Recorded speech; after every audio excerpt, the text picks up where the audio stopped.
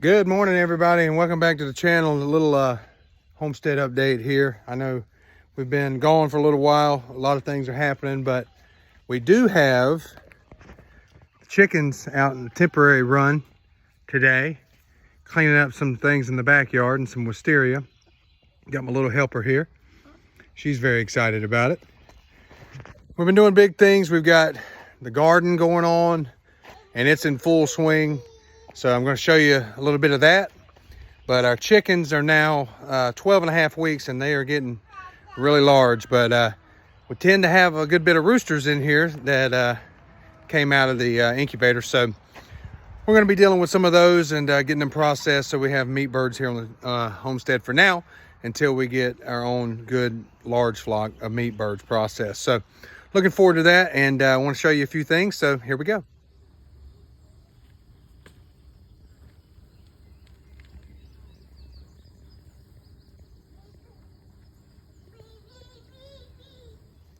You know, as any homesteader or gardener knows, one of the hardest things besides getting your plants to actually grow is the amount of weeds to keep up with. And I'll be honest with you, I have not done my best job. It has gotten away from me a good bit. A lot of Johnson grass and weeds and pigweed and things like that that I'm pulling out constantly because we do use some horse manure. So it's been a trial here trying to get it, so bear with me and know that we are weeding, but it has gotten away. So little garden tour we got going on here. First things first is our carrots, and if you notice, these babies are ridiculous. They are so large, and beside them got some Texas early onions that are coming in nicely. And then over here, our cabbages, which were spotty at best. We had some issues with them, with the frost earlier. Then we have our broccoli, which, we'll see. And then we come over to our peppers. Now, as you notice, I have not gotten all these peppers in the ground. I had to keep repotting them because I didn't have enough raised beds. So we are in the process of getting ready to build more raised beds, and I've tried like crazy to give as many away as I could to family and things like that. I overplanted, to say the least, this year. Had about 54, 55 tomato plants and about 53 pepper plants. So they really have run rampant on me, but we're doing our best, and we're going to have an abundance. We're going to do a lot of canning, a lot of freeze drying, possibly. Then we're going to do some dehydrating. I've got some paprika peppers that we are hoping to dehydrate and then smoke, or vice versa, and turn into smoked paprika, which is going to be pretty awesome, I hope. And then we have so many tomato plants it would make most people go crazy. We're very fortunate to have what we have, and they are growing like weeds. Here we have a couple Cherokee purples that are a lot smaller. I planted those from seed a little later, and some bumblebees, and they're like a cherry size, and I planted those from seed a little bit later. And then we have jelly beans, which are a cherry size that are gonna put off clusters of 15 to 30, and it's looking really nice. I've done a lot of pruning, as you can tell, probably close to a foot off the ground. Get a lot of airflow here, which is great for them. And I've pruned as many of the suckers off as I can. I try to do it sometimes every day. We also have a variety right here. It's called Black Krim. It's a Russian variety. It's red with black streaks. To me, it's kind of similar, I think, on the inside to like a Cherokee purple. It's got a really nice deep dark color, super sweet. Here we got Homestead, which you see I've pruned it as well. It's a type of canning tomato, as well as here on the end we have Better Boys, and you see where I've pruned everything off here. Then we have some Celebrity, which I'm super excited about. Golden Jubilee, which is like a yellowish orange, canning size, maybe 6 to 8 ounce in some retrospect. Then we have, let's see, here's a Celebrity right here. Golden Jubilee again. And then essentially I've just put the rest of them in pots for now because I just don't have enough bed space. As you can see, it's pretty wild. Now, one thing I did do, and as soon as they're done, I'm gonna move over if it'll do it, and maybe in some of these smaller ones. They're not big enough yet to be too stressed if I transplant them, but got some purple Vienna kohlrabi here that isn't too far away from being harvested. I mean, we got a couple, 3 weeks or more, but I think it's gonna look really nice. I also planted some cucumbers here. Now these are a pickling cucumber in the cabbage bed. I'm going to end up putting a trellis eventually. I also planted some lemon cucumbers there and there. And this one, I don't know. This is the first time growing lemon cucumbers, so I don't really know. Now, our sugar snaps, we have been harvesting the crap out of those, and they're really starting to wind down, I think. So once this bed is over and done with, we're going to plant more beans in it. We have some beans planted here. It's just a 4x4 box. We're going to plant more beans to put up for the winter and freeze. And then it won't be long and we'll be harvesting the garlic.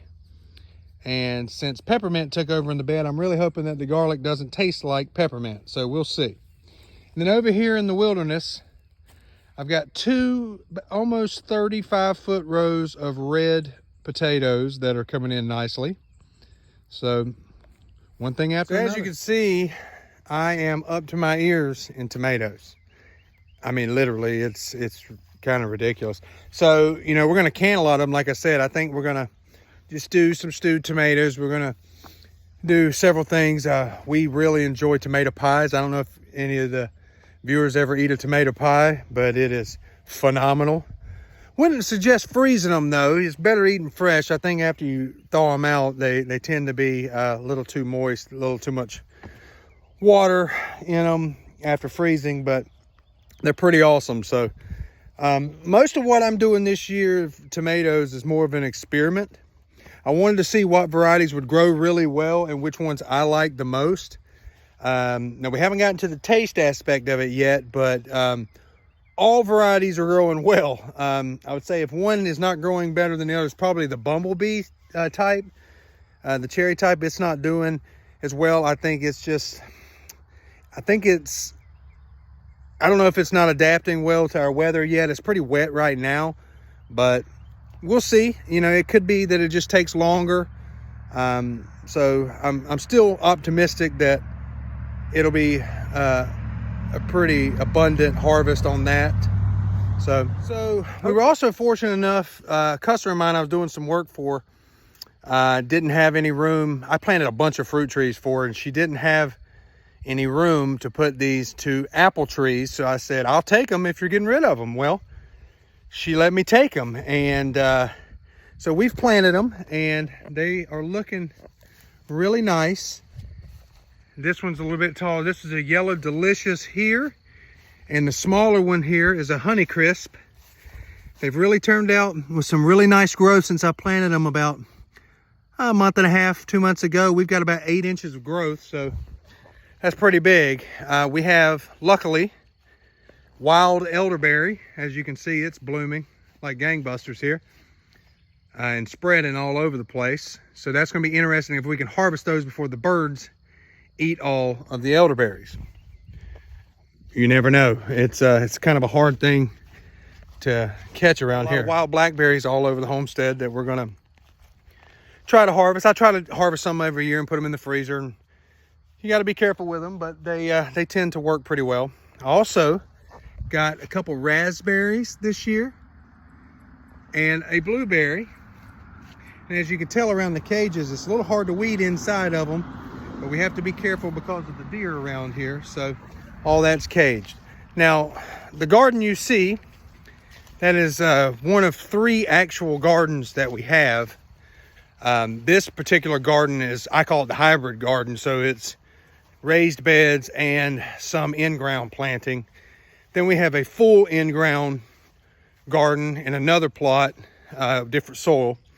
And then we have a full raised bed garden in another plot with different soil that we use. So Like I said, a lot of experiments trying to figure out what's the best for us in our area. We're in 7B, so in North Carolina. So we're just trying to see what works the best of us so that we don't waste money and effort down the road in the future on things that maybe won't reap a benefit for us like we would like. So like I said, you got to do research, you got to do experiments to figure out what's best for you and your family. But right now, the weather's been good to us, and things are coming in really nicely. So I look really forward to harvesting all those veggies and really being able to feed my family. So self-sufficiency is very important to me. So we'll see how it goes. So I just want to thank you guys for coming along and checking out the little update. I'm going to try to do more. It's been a really busy season. We have a small family and a lot of animals and big things happening within our family and around. So it's been a little difficult to keep you guys updated, and I do apologize for that, but we're going to do better. We're going to make sure we do better. So thank you guys for coming along, checking it out. We appreciate all your support, your likes and your subscribes. If you could just, if you're new to the channel, just go check more of our videos out. Give us a like, thumbs up, and subscribe. We really appreciate that. And we'll see you on the next one. Thanks.